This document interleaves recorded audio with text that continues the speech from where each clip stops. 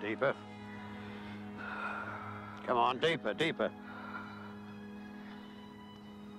Come on, deeper. Come on, deeper, deeper. From here, boy, here. That's it. Now, loosen up. Come on, loosen up. Come on, boy, loosen them up. That's it. Now on the spot. 1, 2, 1, 2, 1, 2. What are your legs? Springs. Steel springs. What are they going to do? Hurl me down the track. How fast can you run? As fast as a leopard. How fast are you going to run? As fast as a leopard. Then let's see you do it.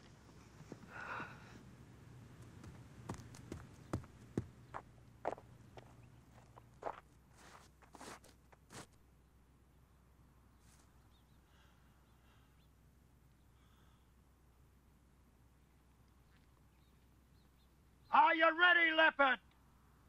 On your mark. Get set.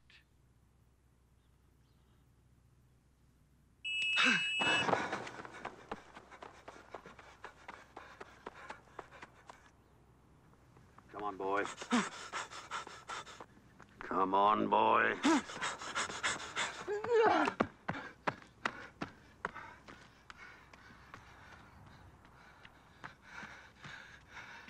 How'd it feel? All right.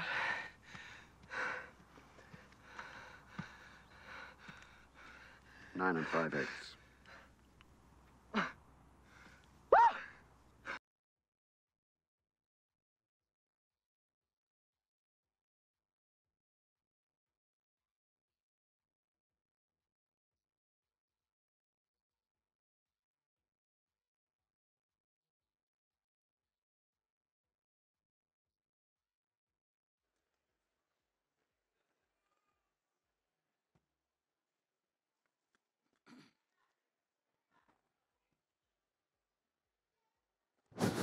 Can you hear me? No? Can you hear me? You're very passive. Are you nervous about something? My name's David King. They roll me out each year to do a welcome to country. I'm a Gundungra man, and the country that you walk, run, fall, stumble, make it to the other end, drive around on cars tomorrow is Gundungra country. Probably wondering why I'm wearing a suit. I bought this suit last year, and I need to wear it somewhere, so I thought I'd wear it here. Not really. About 11 years ago, I get a phone call from one of my aunties. She says to me, these running people, they get up really early. And I'm thinking, cool. She goes, you need to do the welcome because we don't get up early. They run up this hill, and you need to move. That was my instructions. So I ride a motorbike. I rode the motorbike to the Fairmont car park. I met two people, Alina and Tom, and I stood on a piece of concrete in the car park and watched people stretch and do all sorts of aerobics while I welcomed them to country. That was my introduction to trail runners. When you first do a welcome, you never know what your crowd's going to be like. So you sort of think, do I need to wear a suit? Right? So that was 11 years ago. I got real serious, you know, and then what happened was on my first welcome, I got really angry because I like a good laugh, you know, and there's this really quiet man, really calculated man named Lucas, and he got up after me and he did a talk on poos and wheeze.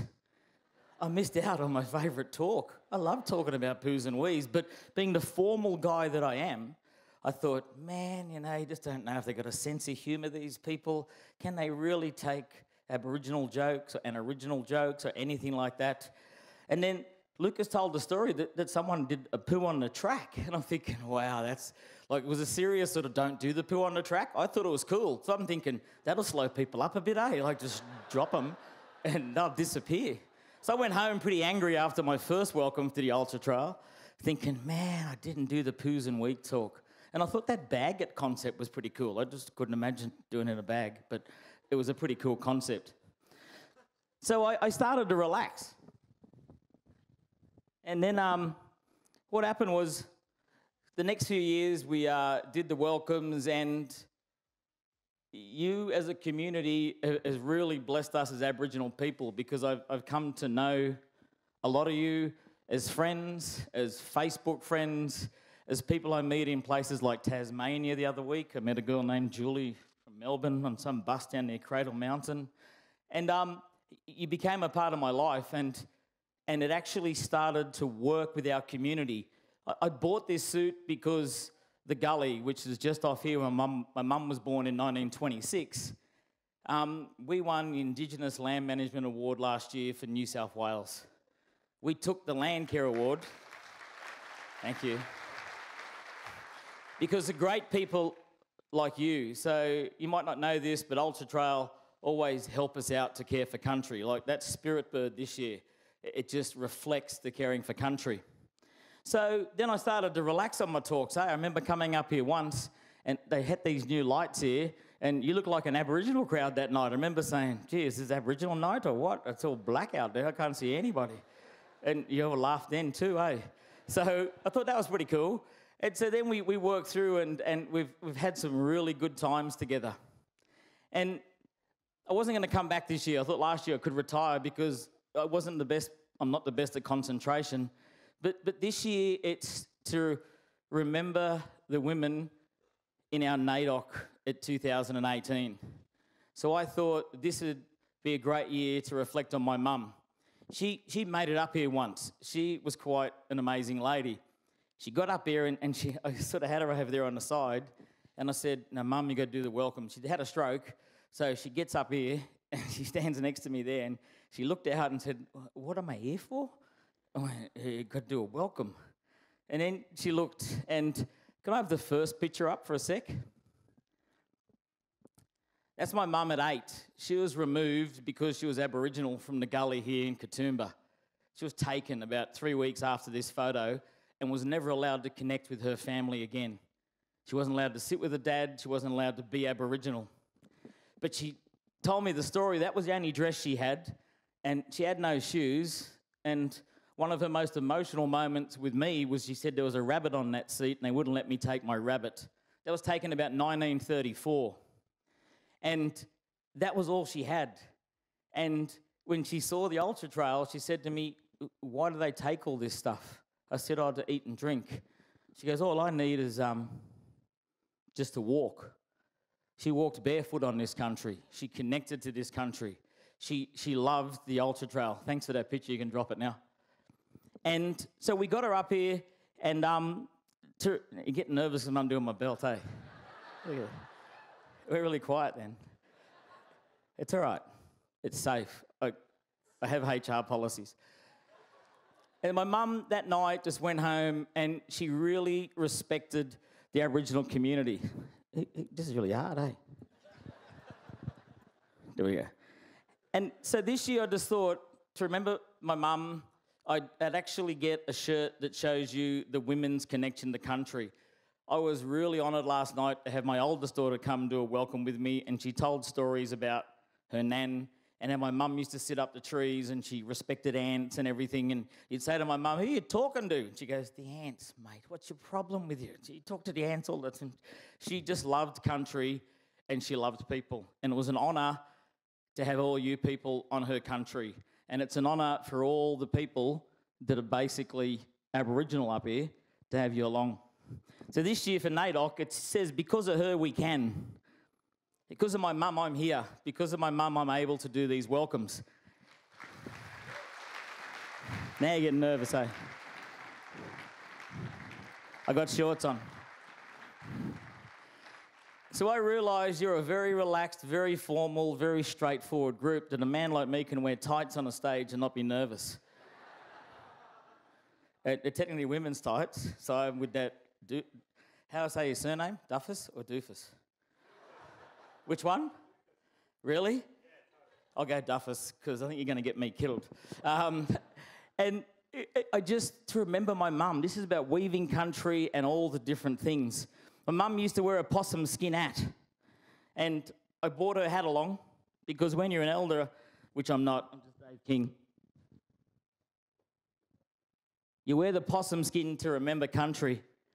And I bumped a lady at a recent event named Melanie who told me that when we did the belt buckle here for Ultra Trail, we put my mum's story about how she said, just walk on country and feel that dirt between your toes. So the best thing to remember my mum is the fact of you're running on country tomorrow, connect to it, run together, be a community, share that love that's kept my family going for thousands of years. Melanie said that she actually had a story about a dog, and my mum used to have a dog, and she used to ride around as a little kid of about 3 or 4, and she must have been like having like a trotter dog, because she probably would have got arrested these days because she strapped something on it and made the dog pull her around the gully. And she picked a good Aboriginal name for the dog. It's called a Blackie.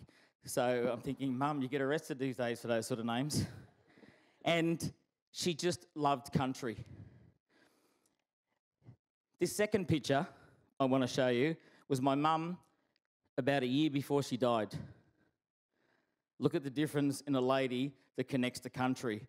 And I really hope that tomorrow, when you finish, wherever you finish, whether you make it to the bottom of the hill or to the end of the race, that you tell stories, that you sit back and you remember the stories of this country that have lasted for thousands of years. In my language, Yadangji is thank you. Thank you to Alina and Tom and all the UTA crew for over all these years to trust a man like me to take his clothes off on a stage and not tackle me. Thanks for Lucas for putting up with the fact that I've never got over the fact that he told the poos and wee story and I didn't get to tell it. Thanks to my family for allowing me the opportunity to come and share with you. My mum, when I used to bring her over the hill near the Carrington, every time she saw these valleys, she'd just go, ooh, ah. And I hope you have those moments tomorrow. And just before she passed away, she went back to that place in the gully where she actually was told by her dad, you've got to leave now and you can't come back. She said, son, wait here. And I watched her walk over and sit down near a gum tree. And then she walked back and said to me, it's okay, we can go now. So with those words, go hard tomorrow. Enjoy yourself. Respect country and remember those that have gone before you. And if you remember a little lady named Auntie Mary who used to walk from here to Megalong, walk from here to Narrowneck, just get that joy in your heart and enjoy the country like she did. Thank you from the Gundungra. Welcome to 2018.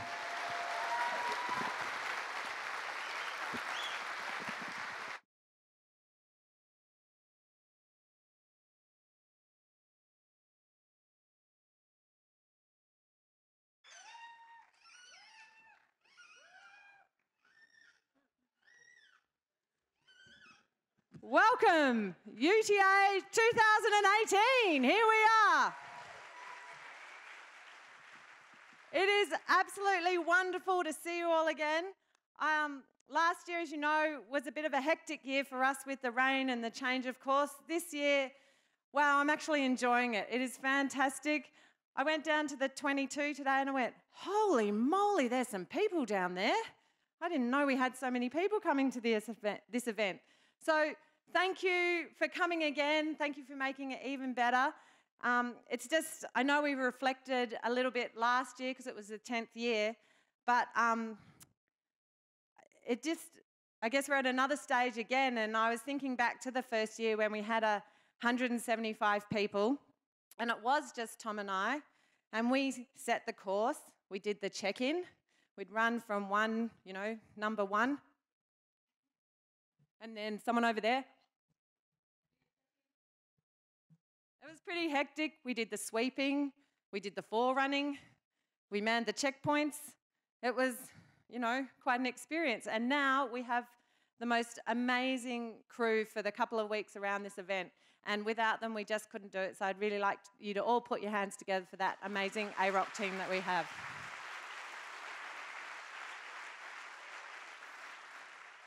But for the rest of the year, putting this all together is just Tom and myself and our absolutely incredible operations manager, Abby Nundan. And it has grown to a point where we need a bit of extra support. And we've now got that with a new partnership with Ironman. And we're really excited with that where we can take this into the future. Both Tom and I will still be the race directors, at least for the next couple of years. And, you know, we've met the guys. They're really good. They're just like us. And I'd actually like to just welcome Dave Beach, the CEO of Ironman Oceania, to say a few words.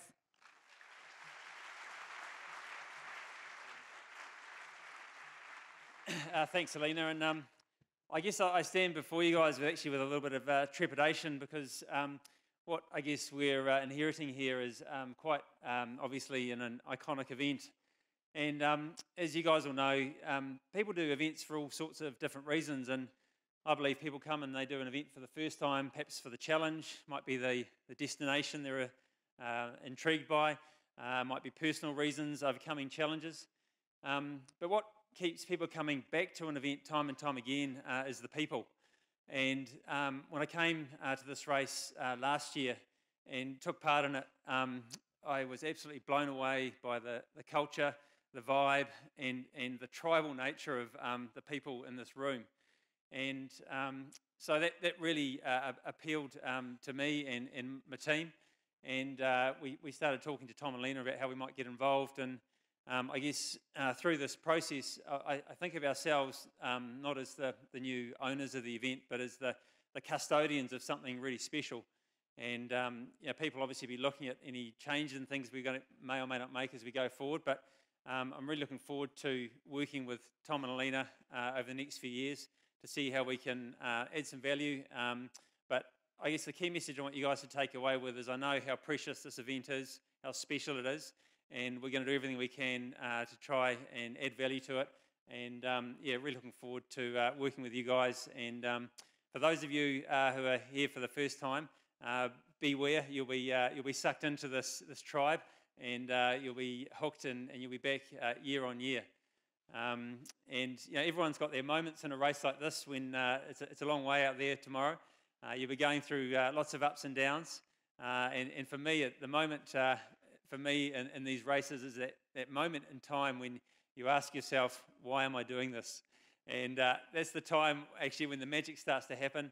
So for those of you, when you get to that point tomorrow, keep smiling, keep moving forward, one foot after the other, keep your head up, and good luck to all of you tomorrow. Thanks.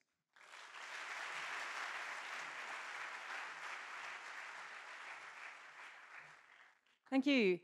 Now, of course, there's some other people that we really need to thank. I'd like to start with all our wonderful sponsors that have just helped to, you know, they've really embraced Ultra Trail Australia and have come with us on this journey and will continue to come with us on this journey. La Sportiva, Pace Athletic, Camelback, Scenic World, Fairmont Resort, Aerodax, Petzl, Injinji, Merino, Hammer Nutrition, Garmin, Carmen's, and Buff. So thank you very much to all those sponsors. Of course, the other people that we really have to thank is the people that let us run on this land. So, of course, foremost, thank you to the Gundungurra people. And David King, thank you for your welcome. We also have a very special relationship with our other landholders, Blue Mountain City Council, the national parks, and the variety of local landholders whose property we pass through. And on that point, I'd actually like to invite David Crust from New South Wales National Parks.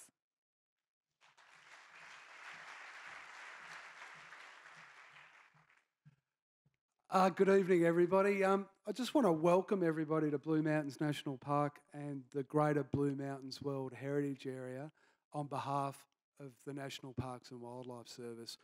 You know, this is an incredible place. It's an amazing landscape. It's, you know, it's remote, it's rugged, it's wild, it's challenging, and it can be a little unforgiving. But it's also got this incredible cultural value and importance to all of us. And I think it's really important to recognise tonight that that Aboriginal custodians first created the pathways that you're going to be running on through the mountains over 40,000 years ago. And I just want to take this opportunity to acknowledge the Gundungurra people and pay my respects to elders past, present and emerging. So, Just a little bit of background on some of the tracks you're going to be running on. You know, this landscape's been created by 50 million years of erosion and geological movement. But for around about the last 100 years, there's been this incredible work undertaken by walking track engineers to build this incredible network of trails through the valleys and the escarpments and the ridges that were originally designed to attract tourists to the area. A lot of these tracks are on the State Heritage Register now, and now the park gets over 5.5 million visitors of the year. And there's probably a couple of million people a year that walk on the tracks that you're going to be using tomorrow. So I'd just like to encourage you to be really careful around those busy tourist areas tomorrow. So around the Three Sisters and the lookouts and on the stairs in particular, if you can just respect our usual park visitors and make sure you give them a little bit of space. I also just want to take the opportunity to thank the National Parks workers that are responsible for managing and maintaining these track networks today. They're a great bunch of people. They work really hard, and it's really great to see so many people that are going to enjoy their work in the park over the next couple of days. Finally, you know, I know you're going to have a tough couple of days. You're going to be tired, you're going to be cold, you're going to be sore. Like David said, you're going to be wondering, why did I do this? But I'd just like to encourage everybody to take the opportunity just to look up. When you're grinding along Narrow Neck, just take in the scenery, just enjoy how special this place is and how rugged and how valuable it is to all of us. And finally, just have a great race, enjoy the place and stay safe.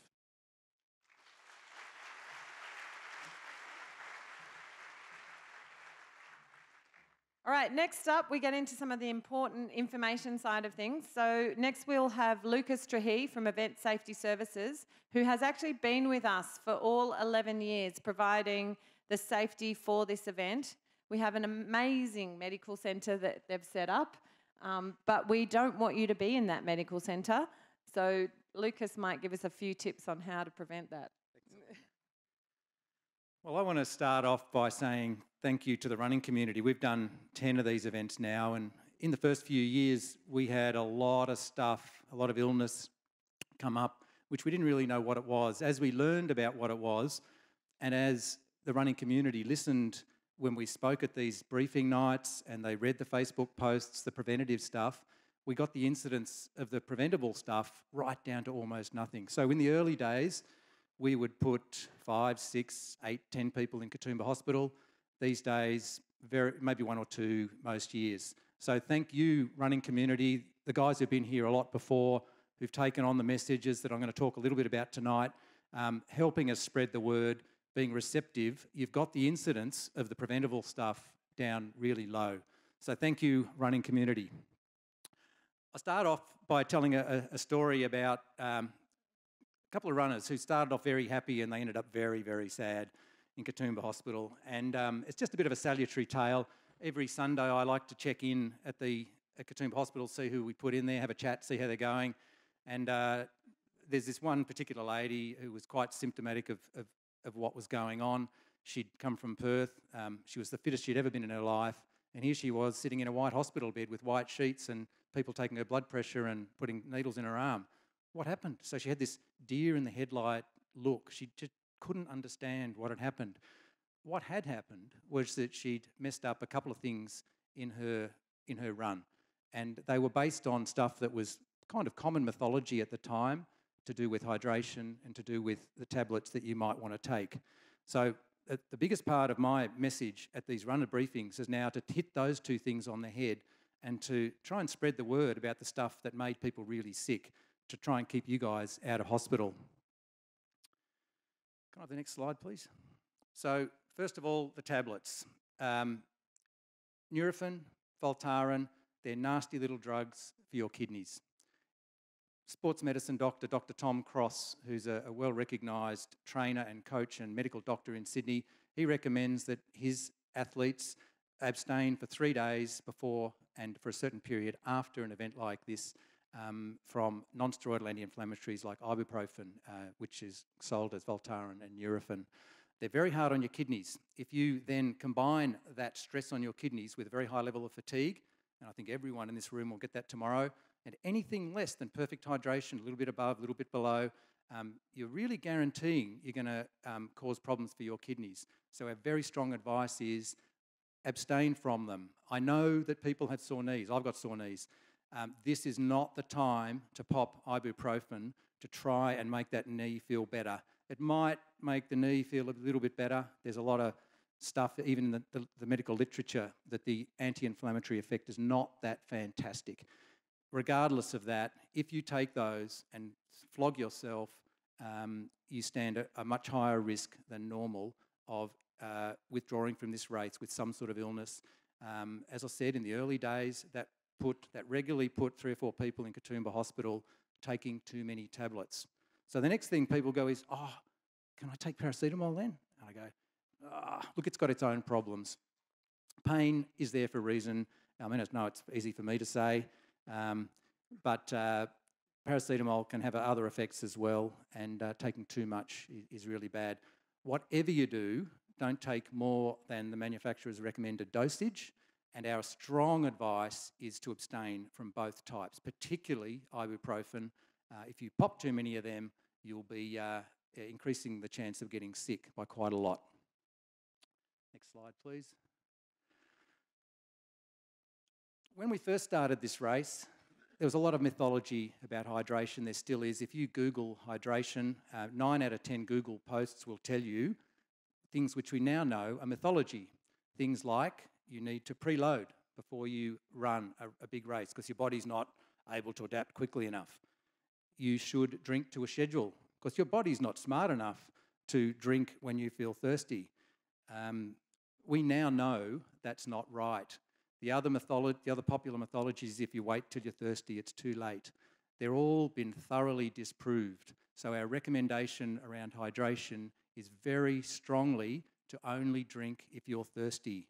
If you put a glass of water in front of someone who's genuinely thirsty, they'll climb over you to get it.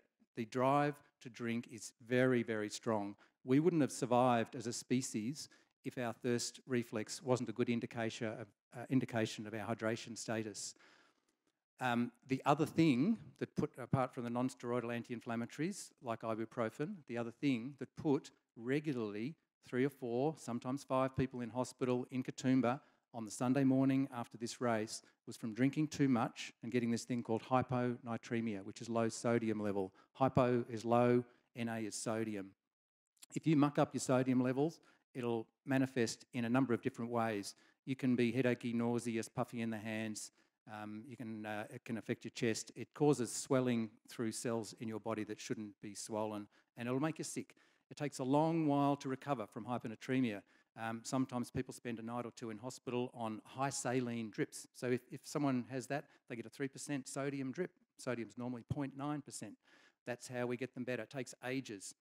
If you're going to do anything wrong, our advice is to err on the side of, if you're going to get it wrong, go a little bit under. Because if you go a bit under, it's easily fixed. You'll feel it, you'll feel thirsty, and you'll have a drink, and you'll get better in 10 minutes if you've done it, undercooked yourself a little bit on hydration.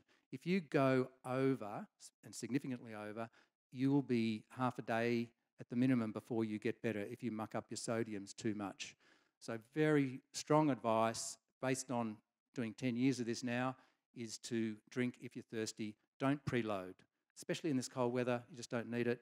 Don't drink to a schedule, and wait until you're thirsty before you have a drink.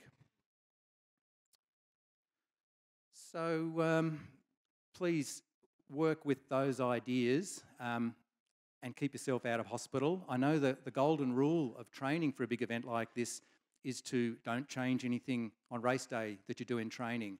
And that's a great thing. Those 2 things are exceptions though. If you plan to drink to a schedule, you'll make yourself sick, or you run a high chance of it, and especially over 100 Ks. And if you pop ibuprofen on training runs, you might get away with it. You're setting yourself up for a fall if you do it at this event. So we really recommend you stay off those 2 things. The other news, back to real world stuff, Remember that the roads are open to the public. So if you come up to a road crossing point, whether there's a marshal there or not, you need to give way to the cars because they don't care that you're a runner and you're really important. We think you are, but they're just going on their tourist business. So you need to watch out on the roads. Remember that the walking tracks are still open to bushwalkers, so be courteous, help stand aside for them if they're coming through, and make sure you don't bump into people or jostle them out of the road. Mandatory gear. So we get questions. Tom and I sat down many years ago and we worked out the mandatory gear for this event, and quite unashamedly, we're pretty cautious. It can get really ugly here. We're lucky with good weather, so we're going to, Tom, you've no doubt understand that the mandatory gear will be tailored to suit the nicer conditions we're going to get tomorrow night, or it will be cold. The big reason is that if you do an ankle somewhere remote, it might be an hour or two before we get to you and get you out. So that warm stuff is to keep you warm. It's very simple. The other thing is, remember, it's fair. You're actually cheating if you don't take the mandatory gear, and nobody really benefits from that. And as the person who's cheated, I'm sure you would go home with a little sort of bitter feeling in your stomach if you knew that you beat someone by 5 minutes, but they actually carried the gear. So be fair and look after yourself. The reason it's there is for a good reason. It's to keep you safe if you're delayed. If you need help on the course, you've got the emergency phone number in the stuff that's been provided to you. If you ring that number, we'll answer it and we'll ask you a few details and we'll get help to you as quickly as you can. The emergency number's on the back of your bib. If you're supporting runners, and if your support crew's not here, we'd love runners to pass this on to your crews. They're doing a really big, hard job. They need to drive carefully. They might have fatigue issue management. If they're still driving around at 2 in the morning supporting you, that's going to become a bit of an issue. They need to look after themselves and think carefully about getting too crazy so they have an accident on the roads. The normal road rules apply, even for support crew. That's news to some people. You can't just stop in no parking zones. You can't block off driveways. And on a more real level, we need to look after the local community. There's nothing going to be worse for this race than if the council gets 100 phone calls from upset residents that the support crews for the UTA runners were slamming car doors at 2 in the morning and making noise or tooting horns or whatever. So be courteous to the local residents, please. When you finish, you need to get out of your wet stuff. And I know it's fantastic to stand around at the finish line. The recovery area is right there. Our experience with people who stay in their wet gear, you're obviously deeply fatigued, a lot of you at the end of this race, and that's fair enough. If you combine that with standing around your wet, cold gear, you'll take hours to get better. So we end up with people like that in bed for 4 or 5 hours before they're well enough to go home. So when you get to the finish line, get your drop bag, get your gear, go to the recovery room, get it on, then go and hang around at the finish line and chat to your mates and watch your friends come in. Really important that you don't go home alone. We'll look after you. We'll find a solution. If you've caught the train up and you're planning to catch the train home after your run tomorrow and things don't go to plan, that's fine. We're here to look after you. Come and see us in the medical centre. We're really friendly and we'll help you find somewhere safe for the night if you can't get back home. And whatever you do, don't drive if you feel unwell. Again, there's solutions to all these things. Come and see us and we'll help you get over it. All right. Well, look, I hope we don't see you tomorrow. But as I said, if you need a hand with anything minor, we've got first aiders and medical people all around the course. We've got a big crew of doctors and nurses and some fantastic first aiders. We've got four-wheel drives. We've got quite a high level of medical capability. So if you need us, come and say hello. We might help you prevent something. And if we do see you, we'll look after you. But I hope you have a great run and enjoy the fantastic Blue Mountains.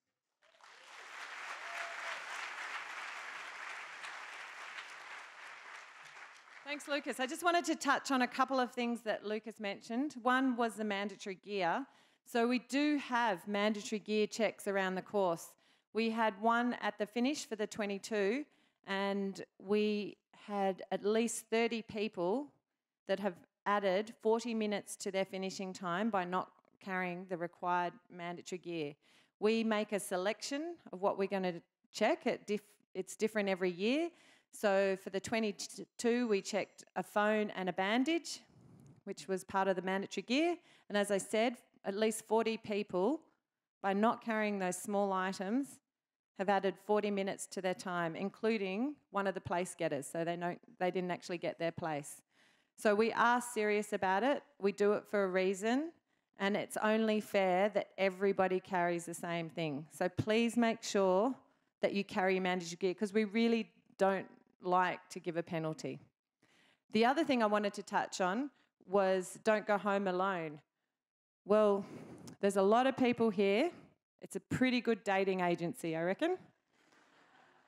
So, you know, we've had a few proposals as people cross the line, and there's been a few friendships made on the course. So if you're looking, this could be your lucky weekend.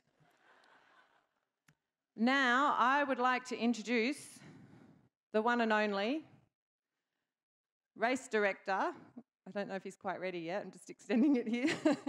Thomas Henry Landon Smith.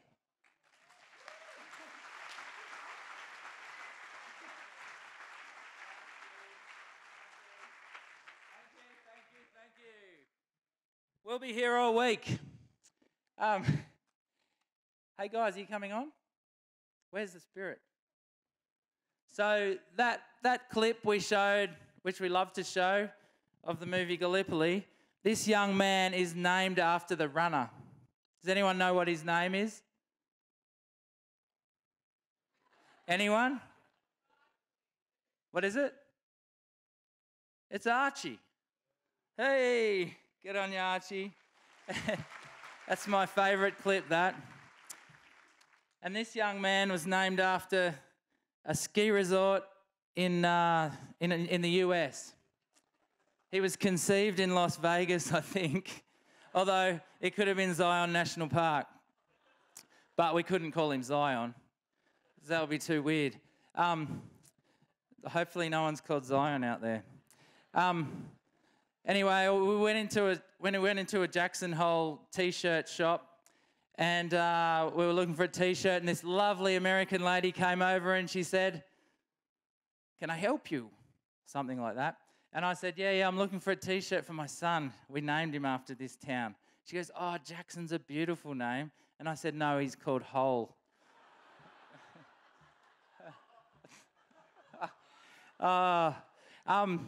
This time last year, I was feeling a little bit like this. And right now, I have had a wonderful day. Thank you all. Thank you to our staff, the AROC Sport crew, Alina McMaster, my lovely wife, Abby Nandan Willis, the fantastic monk from Sri Chinmoy, who is unbelievable. Our media team, Mael Backhausen, Joe Bichetto and Roger Hanney, incredible job. Our logistics team, I'm not going to mention you, the course marking team, our chef, Joan, who is how old is Joan? 79. We've had a wonderful time with you. Thank you so much for your hard work. I am just the front of this race, kind of. We're all a bit on equal level. But I get to reap the benefit of your thanks. But I know that it goes to all those people, so thank you. And on top of that, the volunteers, the way that you guys, you run in the 22, you come and volunteer on Saturday. You run on Saturday, you come and volunteer on Friday and Sunday. It's unbelievable. I just want to let you know we have, Abby Nandan, are you around? How many positions did we need to fill? Volunteer positions. We are 100% full. Every single position. And I thank you for that. 600 roles to fill. It is outstanding. As I say every year, I'm not even at the doing my job here, but every year I say how much we love trail runners, and you guys are unbelievable. If there were more trail runners in this world, the world would be the most well, it is a magnificent place, but it would be utopia. Thank you, guys. Thank you. Now, it's actually really nice as well. This room's pretty much at capacity. You don't have to be here because you can watch this show after it finishes on YouTube. But it's fantastic that you've shown up tonight because it makes our job a lot easier. I just want to talk about, just very quickly, on the sale of the race and our business to Ironman. Dave Beach spoke before. He's a lovely guy. Who thinks he looks nice? Well, I do. And initially when he ran the race, he was in the top 100 in the 100K last year. I think he was about 60 something. So he's a good runner. He said, "Oh, are you interested in selling the race?" And I said, "No way," because I'd just come off the high of last year. And as I also say every year, this is the best job in the world. Now, not all of it is the best job in the world. In fact, quite a lot of it is the worst job in the world. But right now, it is the best job in the world. All week, it is the best job in the world. Tomorrow will be the best job in the world. But when we announced on Facebook, it's been a very tricky period. We haven't known how it would be taken. It was 80% positive, maybe 10% negative, and 10% not really caring. But Beck from BKT Trail Shop in Adelaide emailed me this beautiful email this week and said, the positive and the negative response to your announcement. She said, the positive is because they love you and they love UTA. The negative is because they love you and they love UTA. And I thought that was a beautiful, beautiful email. Thank you, Beck. My funniest email from a runner this year, I'll be on to the details soon, but I have to read one of these. It's a name and shame. Well, it's not a name, and it's not a shame either. But this is part of the reason why Alina and I have to sort of step aside, let someone else take the admin from us and answer lots of emails, which are lovely, but keep us not sleeping at night. And so we can focus on the race itself and make this an even better experience. We can get, instead of feeling like we're only 95% there by the time we start the race, we can be 100% there. So here's a good email I think you'll enjoy. I was wondering how athletes get items to certain parts of the track. I have a pair of light trail races that I think will serve me well up to that last 10 kilometres of stair climbs. This is someone in the UTA50. Is there anybody I could hand these to prior who could take them to Jamison Creek or the 41-kilometre emergency station, if that's easier, and then bring my other shoes back after the race? Is Matt Adams from La Sportiva here? Because apparently these shoes are fantastic on stairs, but not on flat. And he's got some other shoes which are fantastic on flat, but they just suck at stairs. Anyway, the other part of it was, what climbs are stairs and what aren't? Well, I thought, I'm not going to spend 30 minutes trying to answer this, so I just rang. And I said, is there any documentation that can tell me which climbs on the course are stairs and which are just steep inclines? I have the race profile, but it's hard to tell from this. So I rang up and I said, I tried to talk him through the main climbs and the stairs and spent 5 minutes on the phone. And then I said, do you live in Western Australia? No, I live in Paddington, which is a suburb of Sydney. And I said, oh, beauty, you can just catch the train up and go, or drive up and just have a run. Oh, I couldn't run 50 Ks. And I said, well, just go run the first leg. He said, I said, you can even knock off the first 7 Ks, just do the trail, knock off the last 2 Ks, and you only have to run something like 18 kilometres. Oh, how will I get back to my car? That's a joke. That's all true. All right, down to sorry about my long in lead, but it's my time and I can say what I like. All right, on to more serious matters of what race directing is all about. Environment. As we've heard, this land, this country is very, very special to very many people, including all of you.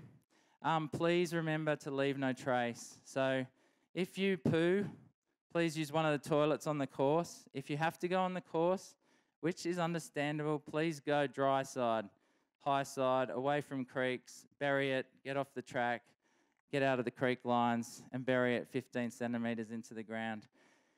Don't drop rubbish. We get people that pick up rubbish each year. And I simply have to mention this. It's just an awareness thing.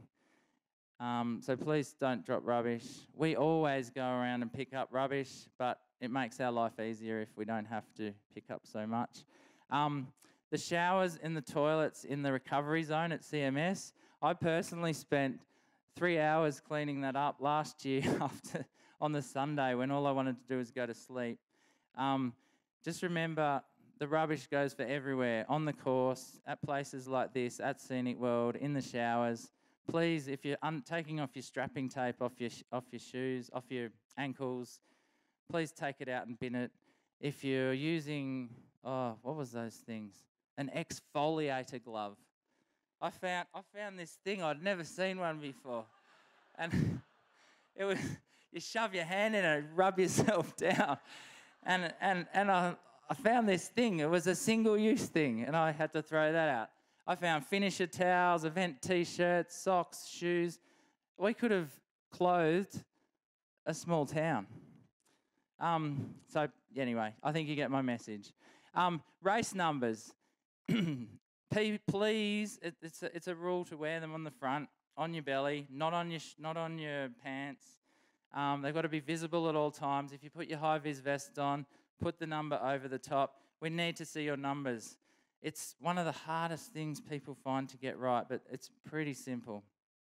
On to start groups. We are, if you haven't worked this out, we're mixing the 100 and the 50 start groups tomorrow. Not mixing completely together, but we are starting the first 200K start groups and then the first 250K start groups. And then we go on to wave 3 in the 100, wave 3 in the 50, wave 4 in the 100, wave 4 in the 50, and so on. So we'll be very clear commentating of which group is going next. So just make sure you listen up to which group is going. Look around, make sure that everyone's got the same bib as you.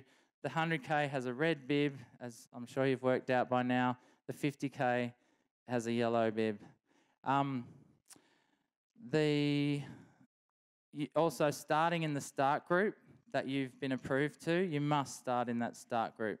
It is okay to be late, and the reason for that is because there's a thing called Tom time, and I have trouble being early or on time, except for race morning. So you can start late, but you can't start early. Withdrawing from the event, we need to be able to keep track of you. So there's basically 2 ways to withdraw. And the first is that you pull out at a checkpoint. You have to go to the checkpoint staff and they will make you sign a withdrawal form. So we've got a record of it.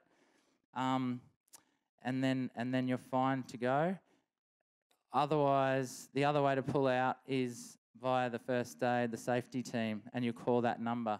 Now, that means that if you're just running along the clifftop tracks in the 100K on leg 5 and you're going along through Lura and your house is nearby and you think, oh, I'm just going to go home, you can go home, but you need to call in on that event safety team number.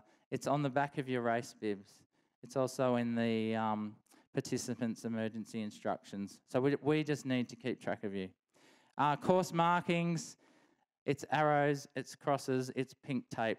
At night there's reflective bits, but you will see a lot of that stuff and you will get very used to it very quickly. Now, if there's so much of it that if you don't see a marker for, well, more than a kilometre, there's something wrong big time. There's generally markers at least every 500 metres, and on narrow single track, it's well and truly a lot more than that. There will be arrows and crosses at every single junction. Course congestion, it's part of being part of a big event. There will be course congestion. Now, it is protective of, in the 100, there might be course congestion along the landslide section. You know, it might feel like you're losing a lot of time. Generally, you're not. And it is protective for later on in the race. So particular attention is terrace ladders.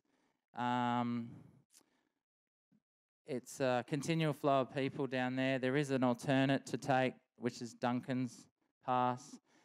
And there could be a bit of congestion down there in the 100K, but we're not expecting you wait any more than 8 minutes at max. Giant stairway in the 50 kilometre, that's going to get pretty busy. You know, it is what it is, and we've split the start groups up to spread them over an hour and a half in both the 100 and the 50, compared with only 45 minutes in previous years. So we're expecting congestion to be a lot better. But it's a good chance to make friends. So on the giant stairway, never push past anyone. For the safety of tourists, it is one of the highest visited parts of Australia. It is very busy. Tomorrow being a beautiful day, it's going to be extremely busy.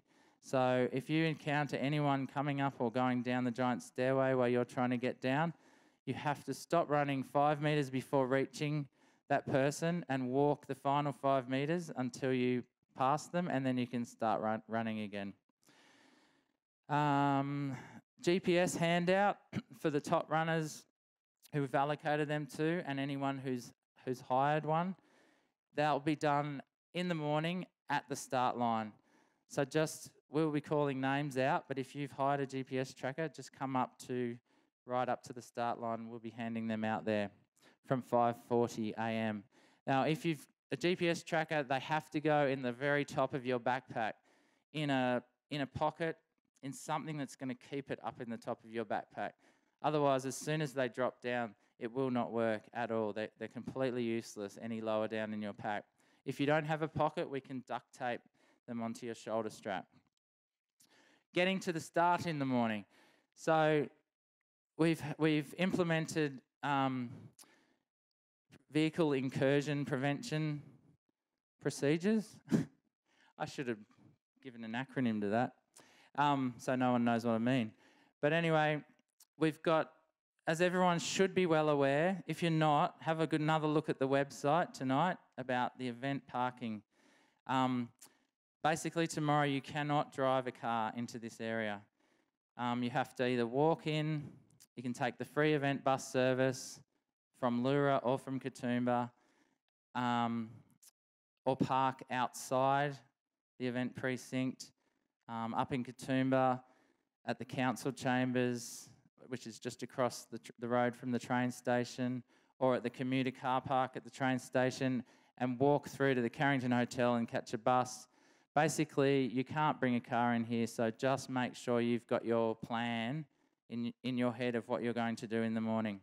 Now, when you get off the bus tomorrow morning, if you're coming from Lura, they'll actually drop you at the Scenic Skyway, and you can catch the Scenic Skyway across.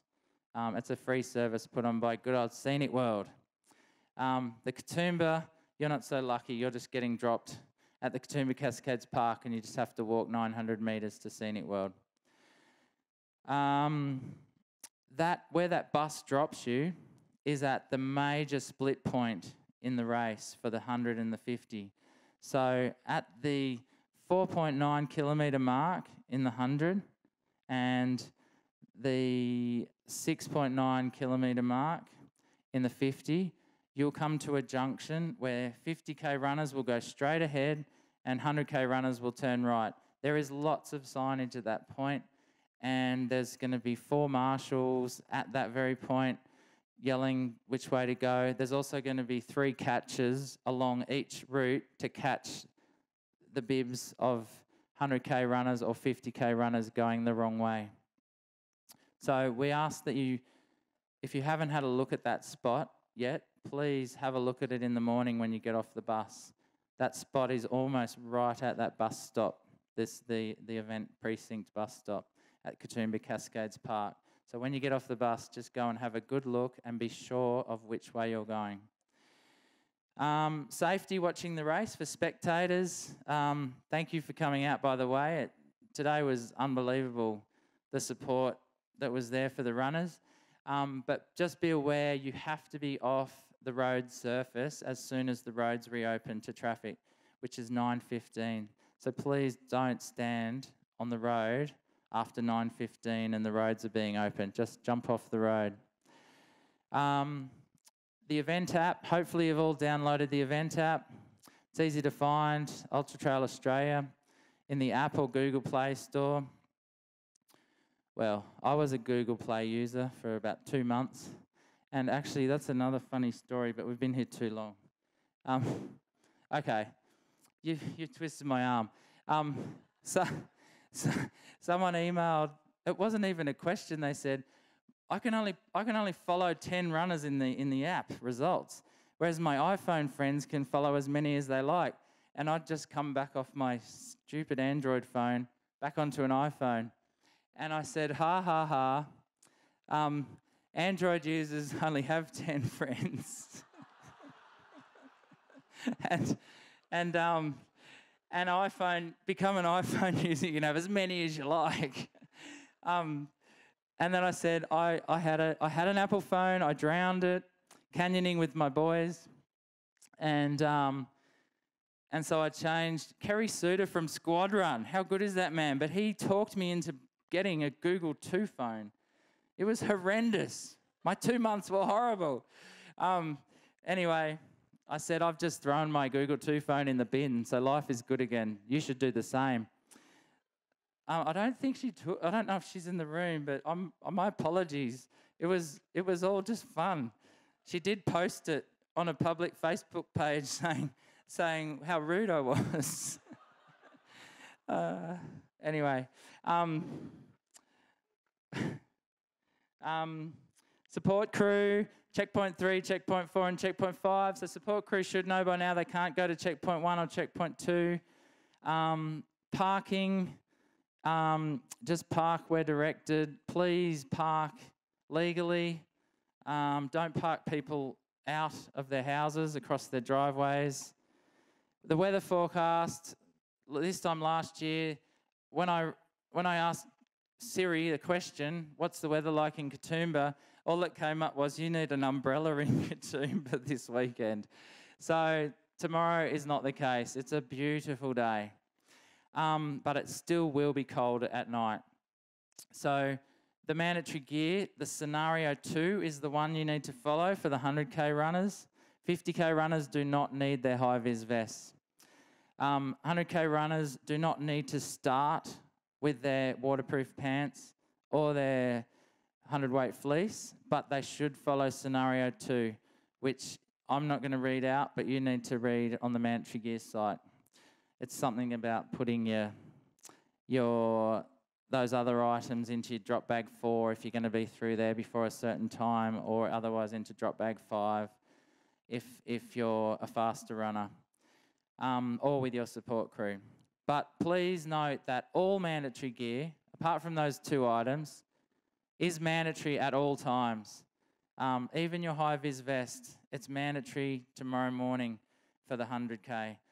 Your headlamp, it's mandatory from the start. Headlamp and high-vis vest, even though they might only be used at night, are mandatory from the start. Only one more point. The water point at Fairmont Resort and the emergency aid station, these are not checkpoints. Even though Fairmont Resort might turn into a checkpoint next year, it's a fabulous spot and it will be a bit of a party atmosphere there. Support crews and spectators are very, very welcome to go there and use all the facilities, including the pool and the gym. You can buy food there. I do recommend you go there.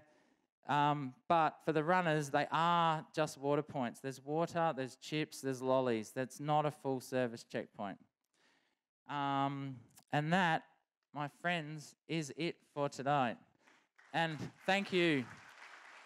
I wish you all the very best of luck tomorrow. Thank you once again for coming out to play in this beautiful place. Have a wonderful day tomorrow.